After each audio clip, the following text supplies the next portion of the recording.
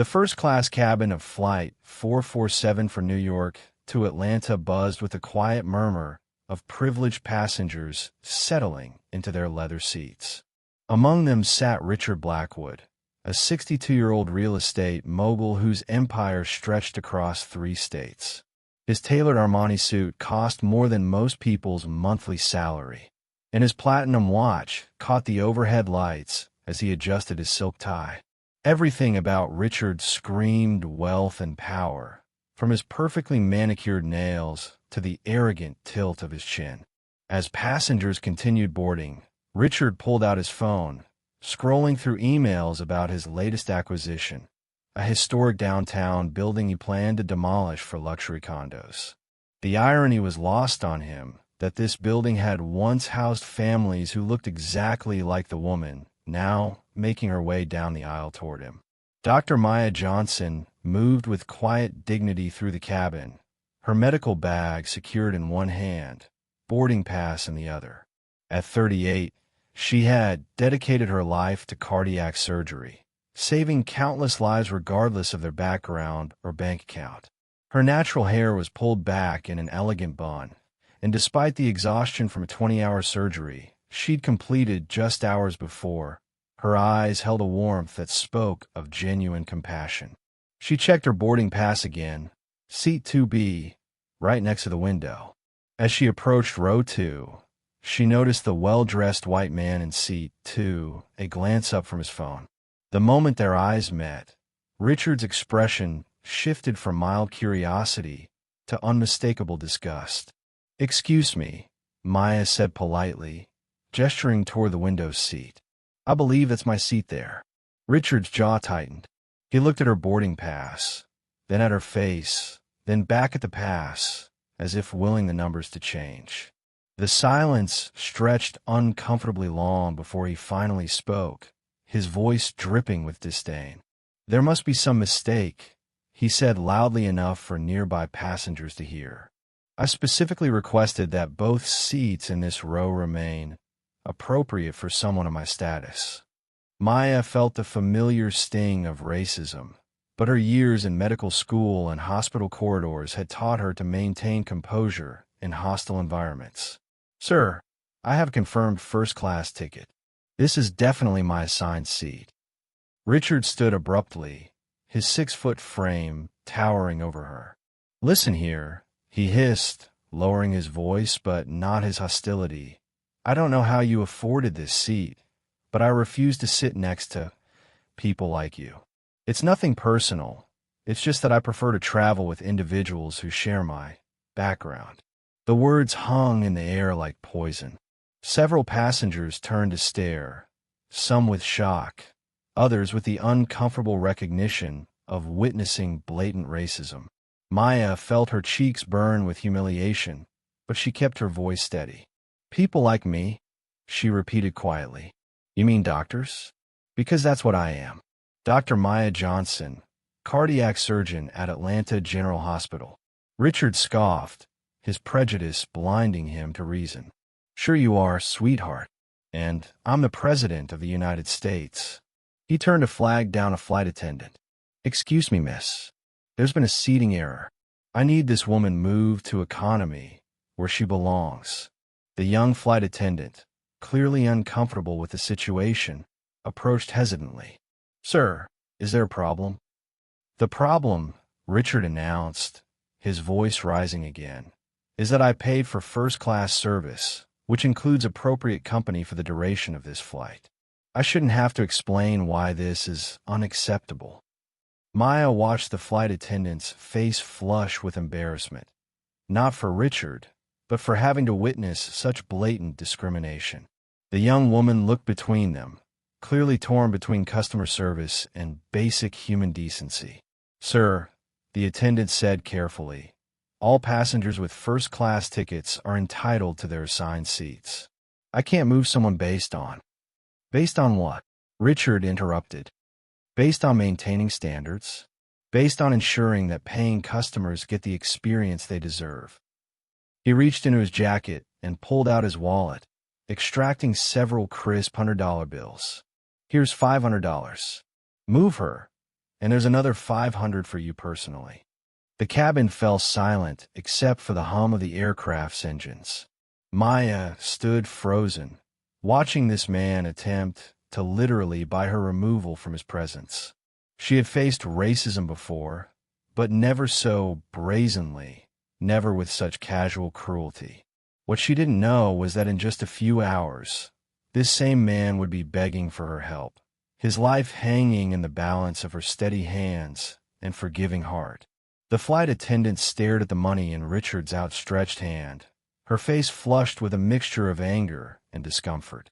Around them, other first-class passengers watched the unfolding drama with a combination of shock and disgust. An elderly couple in the row behind shook their heads in dismay, while a businessman across the aisle pulled out his phone, discreetly recording the exchange. "Sir," the flight attendant said, her voice trembling slightly but firm, "I cannot and will not move Dr. Johnson from her assigned seat. What you're asking is discriminatory and against federal aviation regulations. If you continue to harass this passenger, I'll have to involve the captain." Richard's face turned red with indignation. He wasn't accustomed to being challenged, especially not by someone he considered beneath his social status. His business empire had been built on intimidation and the belief that money could solve any problem. But here, 30,000 feet above the ground, his usual tactics were failing him. "Do you know who I am?" he demanded, his voice rising to a near shout. "I'm Richard Blackwood of Blackwood Properties. I employ over 3,000 people and generate millions in tax revenue. I could buy this entire airline if I wanted to." He waved the money more aggressively. "This is a simple business transaction. Take the money and fix this problem." Maya had heard enough. Something inside her shifted. Perhaps it was the exhaustion from her long surgery. Perhaps it was the accumulation of a lifetime of similar incidents. Or perhaps it was simply the recognition that remaining silent would enable this man's behavior to continue unchecked. She stepped forward, her medical bag still in hand, and faced Richard directly. "Mr. Blackwood," she said, her voice carrying the authority that came from years of making life-and-death decisions in operating rooms. "Let me make something very clear. I am Dr. Maya Johnson, and I have just as much right to be in this seat as you do. I earned my place here through 15 years of medical school, residency, and fellowship training. I've saved more lives than you've closed real estate deals, and I've done it without degrading another human being." The cabin was now completely silent. Even the flight attendant had stopped speaking, watching as Maya continued with quiet but unmistakable strength. "You want to know about appropriate company?" Maya's voice remained steady, but there was steel in her tone. "Appropriate company is measured by character, compassion, and contribution to society, not by the color of someone's skin or the size of their bank account. And by those standards, sir, you are the one who doesn't belong in first class." Richard's mouth opened and closed like a fish out of water. He was used to people cowering before his wealth and status, not standing up to him with such articulate defiance. The other passengers began to murmur their approval, some even clapping softly. The businessman who had been recording nodded approvingly and put his phone away. "Furthermore," Maya continued, "your assumption that I somehow don't belong here reveals more about your character than it does about mine. You see a black woman and immediately assume she's unworthy of first-class treatment. But you don't see the medical degree from Harvard, the fellowship at Johns Hopkins, or the fact that just 12 hours ago, I performed emergency surgery on a 6-year-old child who is alive today because of my skills." Richard's face had gone from red to pale. He looked around the cabin, suddenly aware that every pair of eyes was focused on him with disgust rather than the respect he was accustomed to receiving. The flight attendant crossed her arms, no longer showing any deference to his wealth or status. "I suggest," Maya said, settling into her window seat with dignity intact, "that you spend this flight reflecting on how your prejudices have blinded you to the humanity and value of others. Because the world is changing, Mr. Blackwood, and your outdated attitudes are becoming as extinct as the dinosaurs." As she buckled her seatbelt and opened a medical journal, Richard stood there speechless, his money still clutched in his hand, watching this remarkable woman who had just dismantled his worldview with grace and intelligence. He had no idea that in less than 2 hours, his very survival would depend entirely on her expertise and, more importantly, her capacity for forgiveness. The flight had been cruising smoothly for 90 minutes when Richard first felt the tightness in his chest. He had spent most of the journey staring out the small window between the seats, avoiding eye contact with Maya, who had remained focused on her medical journal throughout the flight. The humiliation from their earlier encounter still burned in his throat, but his pride prevented him from acknowledging the profound truth in her words. Richard tried to dismiss the discomfort as stress from the confrontation, but the sensation was growing stronger. A dull ache had begun spreading from the center of his chest down his left arm, and beads of sweat were forming on his forehead despite the cabin's cool temperature. He loosened his silk tie and unbuttoned the top button of his shirt, trying to convince himself that he was simply overheated. Maya noticed his fidgeting in her peripheral vision, but chose to ignore it, continuing to read about the latest advances in minimally invasive cardiac procedures. She had learned long ago not to insert herself into situations where she wasn't wanted, especially after being so thoroughly rejected by this man. However, her medical training made it difficult to completely ignore the subtle signs of distress she was observing. Richard's breathing had become shallow and rapid. He pressed his hand against his chest, feeling his heart racing beneath his ribs like a caged bird desperate to escape. The pain was no longer ignorable. It felt like someone was sitting on his chest while simultaneously squeezing his heart in a vice. Cold sweat now drenched his expensive shirt, and his skin had taken on a grayish pallor that would have alarmed anyone with medical knowledge. He glanced toward Maya, noticing for the first time that she was reading the Journal of Thoracic and Cardiovascular Surgery. The irony wasn't lost on him, but his pride still prevented him from asking for help from the woman he had so cruelly dismissed. Instead, he pressed the call button for the flight attendant, hoping they might have some aspirin or antacid that could relieve what he desperately wanted to believe was just indigestion. The same flight attendant who had witnessed their earlier confrontation approached, her expression neutral but professional. "Can I help you, Mr. Blackwood? I'm feeling a bit under the weather," Richard managed between shallow breaths. "Do you have any aspirin? Maybe some water?" The flight attendant immediately noticed his pale complexion and labored breathing. Her customer service training had included basic medical emergency recognition, and every alarm bell in her head was ringing. "Sir, you don't look well at all. Are you experiencing chest pain?" Richard wanted to deny it, but another wave of crushing pain made him gasp audibly. Several passengers turned to look, including Maya, who immediately recognized the sign she had seen countless times in the emergency room. Against her better judgment, her medical instincts kicked in, and she found herself paying close attention to Richard's symptoms. "It's probably nothing," Richard wheezed, but his words were contradicted by the way he was clutching his chest and the obvious distress written across his features. "Just some indigestion from the stress of travel." Maya watched as his left hand moved to massage his jaw, another classic sign of cardiac distress. His skin was becoming increasingly clammy, and she could see that his lips were starting to take on a slightly blue tinge, a clear indication that his body wasn't getting enough oxygen. Every fiber of her professional training screamed to her to intervene, but the memory of his racist behavior held her back. The flight attendant looked around nervously before making an announcement that would change everything.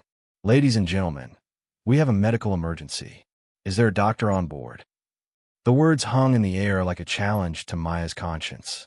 She sat frozen, torn between her Hippocratic oath to do no harm and help those in need, and the very human desire to let this bigoted man face the consequences of his hatred without her assistance.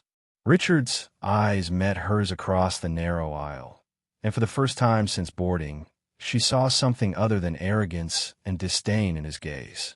She saw fear, vulnerability, and the desperate recognition that the woman he had tried to have removed from his presence might be the only person on the plane qualified to save his life.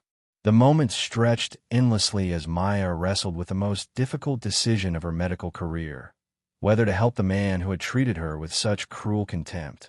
The silence in the cabin was deafening as passengers looked around expectantly for someone to respond to the flight attendant's call. Maya felt every eye in first class turn toward her, including Richard's increasingly desperate gaze. His breathing had become even more labored, and she could see the telltale signs of a massive cardiac event unfolding before her eyes. The medical professional in her was screaming to act, while the wounded human being hesitated. Richard's lips were moving, but no sound was coming out. He was trying to speak, to ask for help, but his pride and the irony of the situation had rendered him nearly speechless. Here was the woman he had dismissed as unworthy of sharing his space, and she was quite literally his only hope for survival. The realization hit him like a physical blow, adding psychological anguish to his already overwhelming physical distress. Maya's hands were gripping her medical journal so tightly that her knuckles had turned white. She thought about all the times she had faced discrimination in her career, the patients who had requested white doctors, the colleagues who had questioned her competence based on her race, the countless microaggressions she had endured while saving lives. She thought about the Hippocratic oath she had taken, the promise to help all patients regardless of their background or beliefs. But she also thought about Richard's casual cruelty, his attempt to buy her removal from his presence, his assumption that she was somehow less than human. The flight attendant's voice broke through her internal struggle. "Please, if there's a doctor on board, we need immediate assistance. This passenger appears to be having a cardiac event." Richard's eyes found Maya's again, and this time they held no trace of his earlier arrogance. They were the eyes of a dying man who had finally recognized his own mortality and the terrible weight of his prejudices. His mouth formed a single word that she could barely hear above the cabin noise. "Please." That one word shattered the wall Maya had built around her anger. Not because she had forgiven him, not because his behavior was acceptable, but because she remembered why she had become a doctor in the first place. She had dedicated her life to healing not because patients deserve her help, but because healing was who she was at her core. Her worth wasn't diminished by his racism, and his racism didn't diminish her capacity for compassion. Without another moment's hesitation, Maya unbuckled her seatbelt and moved to Richard's side. "I'm Dr. Johnson," she announced to the flight attendant. "I'm a cardiac surgeon. Clear the area and give me your medical kit immediately." Richard looked up at her with a mixture of relief and shame so profound that tears began streaming down his ashen cheeks. "Dr. Johnson," he gasped, his voice barely audible, I'm sorry. I was wrong about everything. Please help me." Maya didn't respond to his apology. There would be time for that later if he survived. Right now, she was in full medical mode, her hands already checking his pulse while her trained eyes assessed his condition. His heart rate was irregular and thready, his skin was cold and clammy, and his breathing was becoming increasingly shallow. Classic signs of a massive myocardial infarction, possibly complicated by cardiogenic shock. "Sir, I need you to try to stay calm," she said in the soothing voice she used with all her patients. "I'm going to take care of you, but I need you to focus on breathing slowly and deeply. Can you do that for me?" The flight attendant returned with the aircraft's emergency medical kit, and Maya quickly began pulling out supplies. She found a portable EKG monitor and began attaching the leads to Richard's chest, her movements precise and confident despite the aircraft's turbulence. The monitor's screen showed what she had suspected. He was indeed experiencing a severe heart attack, with dangerous arrhythmias that could prove fatal without immediate intervention. "We need to divert to the nearest airport immediately," Maya told the flight attendant while preparing an injection of nitroglycerin. "This man needs to be in a cardiac catheterization lab within the next 30 minutes, or he's not going to make it." As she worked to stabilize her patient, Maya couldn't help but reflect on the strange turn of events that had placed Richard's life in her hands. The man who had judged her unworthy was now completely dependent on her skill and compassion for his very survival. The captain's voice crackled over the intercom as Maya worked frantically to keep Richard stable. "Ladies and gentlemen, we are experiencing a medical emergency and will be making an immediate landing at Charlotte Douglas International Airport. Please remain seated and follow all crew instructions." Maya had managed to get a 4-line established and was administering medication to help regulate Richard's heart rhythm, but his condition was deteriorating rapidly. The portable monitor showed increasingly dangerous arrhythmias, and his blood pressure was dropping to critically low levels. She knew that without access to a full cardiac catheterization lab, her options were severely limited. "Dr. Johnson," Richard whispered, his voice so weak she had to lean close to hear him. "I need to tell you something while I still can."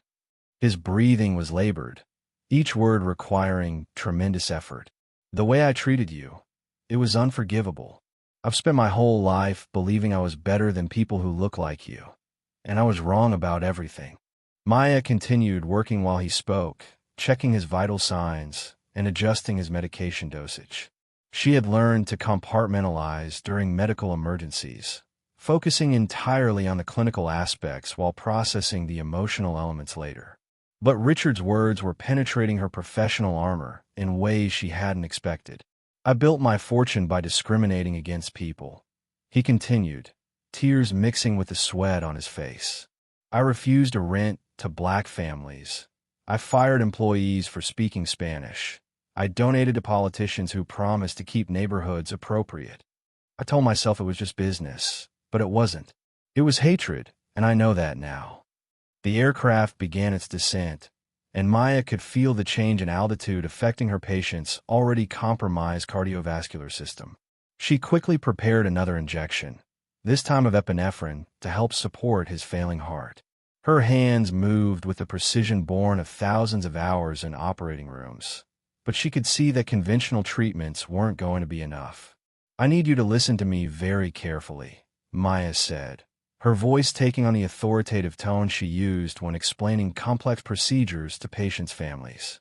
"Your heart is in severe distress, and we're still 20 minutes from landing. I'm going to have to perform a procedure that's extremely risky outside a hospital setting, but it's your only chance." Richard nodded weakly, his trust in her now absolute despite their earlier confrontation. The other first-class passengers watched in fascination and horror as Maya began preparing for what appeared to be some kind of surgical intervention using only the supplies available in the aircraft's medical kit. "What I'm about to do is called a pericardiocentesis," Maya explained, both to Richard and to the flight attendant who was assisting her. "Your heart is being compressed by fluid buildup, and if I don't relieve that pressure immediately, you'll go into complete cardiac arrest." She paused, looking directly into Richard's eyes. "I need your permission to proceed, and I need you to understand that this procedure carries significant risks, even under ideal conditions." "Do it," Richard gasped without hesitation. "I trust you completely. And Dr. Johnson, if I don't make it, I need you to know that meeting you, seeing your strength and grace in the face of my ignorance, has shown me what a wasted life I've lived. You are everything I should have aspired to be."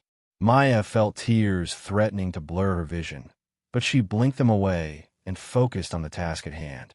Using a large needle from medical kit, she carefully located the precise insertion point below Richard's sternum. The procedure required absolute precision. Too shallow, and it would be ineffective. Too deep, and she could puncture his heart. "This is going to hurt," she warned, then inserted the needle with steady confidence. Almost immediately, fluid began draining from around Richard's heart, and his breathing became slightly easier. The monitor showed his heart rhythm stabilizing, though he was still in critical condition. As the plane continued its emergency descent towards Charlotte, Maya maintained pressure on the needle while monitoring Richard's vital signs. She had bought him precious time, but his survival still depended on getting him to a hospital within minutes of landing. The irony wasn't lost on her that she was literally holding the heart of a man who had tried to have her removed from his presence just hours earlier. The aircraft touched down at Charlotte Douglas with a jarring thud that sent medical supplies scattering across the cabin floor. Maya braced herself against the seat while maintaining her grip on the needle that was still draining fluid from around Richard's heart. Emergency vehicles were already racing alongside the plane, their flashing lights visible through the small windows as the aircraft taxied toward the gate. "Stay with me, Mr. Blackwood," Maya said firmly as Richard's eyes began to flutter closed. His pulse was weak but steady, and the immediate crisis had passed thanks to her quick intervention. However, she knew he needed advanced cardiac care within minutes, or all her efforts would be in vain. The moment the plane came to a complete stop, paramedics rushed aboard with a stretcher and advanced life support equipment. Maya quickly briefed them on Richard's condition and the procedure she had performed, her medical terminology flowing seamlessly as she transferred care to the emergency team. "You saved his life," the lead paramedic said admiringly as they prepared to transport Richard. "That pericardiocentesis was textbook perfect. Are you coming with us to the hospital?" Maya hesitated for a moment. Her original flight to Atlanta had been to attend a medical conference, and she had already missed most of the first day. But something about Richard's transformation during their crisis had changed her perspective on the entire situation. This was no longer just about a racist man who had learned a harsh lesson. It was about the possibility of genuine human redemption. "Yes," she said, gathering her medical bag. "I'll ride with you." As they wheeled Richard toward the ambulance, he managed to grab Maya's hand with surprising strength. "Dr. Johnson," he whispered, "I need to ask you something that I have no right to ask." "What is it?" Maya replied, walking alongside the stretcher. "Forgive me," he said, his voice breaking with emotion. "Not because I'm dying, not because you saved my life, but because I need you to know that what you showed me today, your compassion, your professionalism, your humanity in the face of my cruelty, has changed me forever. I don't deserve your forgiveness, but I'm asking for it anyway." Maya looked down at this man who had caused her such pain just hours earlier. His expensive suit was now wrinkled and stained with sweat, his perfectly styled hair disheveled, his arrogant demeanor completely stripped away by mortality and truth. What she saw now was simply a human being who had finally recognized the depth of his own failings and was genuinely seeking redemption. "Mr. Blackwood," she said quietly as they reached the ambulance, "forgiveness isn't something you earn. It's something you receive as a gift. And healing isn't just about fixing hearts. It's about fixing souls." She paused, choosing her words carefully. "I forgive you, not because you deserve it, but because carrying hatred would diminish who I am, just as harboring racism diminished who you could have been." Richard's tears flowed freely now, a mixture of gratitude, shame, and overwhelming relief. "How do I make this right?" he asked as the paramedics prepared to load him into the ambulance. "How do I undo a lifetime of prejudice and hatred?" "You start by living differently," Maya replied, climbing into the ambulance beside him. "You use whatever time you have left to build bridges instead of walls, to lift people up instead of tearing them down. You become the person you should have been all along."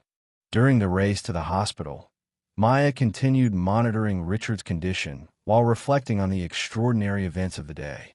She had boarded that plane as just another passenger facing routine discrimination. She was now accompanying a man whose life she had saved and whose heart, both literally and figuratively, she had helped to heal. The ambulance screeched to a halt at the emergency department, and the doors flew open to reveal a team of cardiac specialists ready to take over Richard's care. As they wheeled him toward the cardiac catheterization lab, he looked back at Maya one final time. "Dr. Johnson," he called out, "thank you for showing me what grace looks like." Maya watched as the doors closed behind him, knowing that whether Richard survived the next few hours or not, both of their lives have been forever changed by their encounter at 30,000 feet above the earth. 6 months later, Maya stood before the grand entrance of the Richard Blackwood Community Health Center, reading the bronze plaque that bore both their names as co-founders. The building, once destined to be luxury condos for the wealthy, have been transformed into a state-of-the-art medical facility serving the underserved communities that Richard had spent decades excluding from his properties. Richard emerged from the building in a wheelchair, his recovery from the massive heart attack slow but steady. The man who had once radiated arrogance and entitlement now moved with the quiet humility of someone who had faced his own mortality and chosen to emerge transformed. His expensive suits had been replaced by simple clothing, and his once imperious demeanor had given way to genuine warmth and compassion. "Dr. Johnson," he called out, his voice carrying none of its former condescension, "the ribbon-cutting ceremony is about to begin. I want to make sure you are here for this moment." Maya walked over to join him, still amazed by the complete transformation she had witnessed over the past months. Richard had not only survived his cardiac event, but had emerged from the experience with a fundamentally altered worldview. True to his word, he had begun the difficult work of undoing a lifetime of prejudice and discrimination. "I still can't believe you did all this," Maya said, gesturing toward the gleaming medical facility. "When you promised to change, I hope you meant it, but this exceeds anything I could have imagined."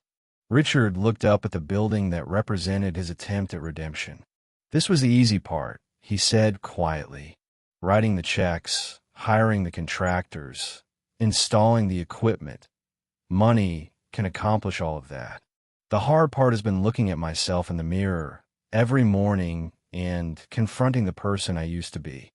The ribbon-cutting ceremony attracted hundreds of community members, many of whom had been directly harmed by Richard's previous discriminatory practices.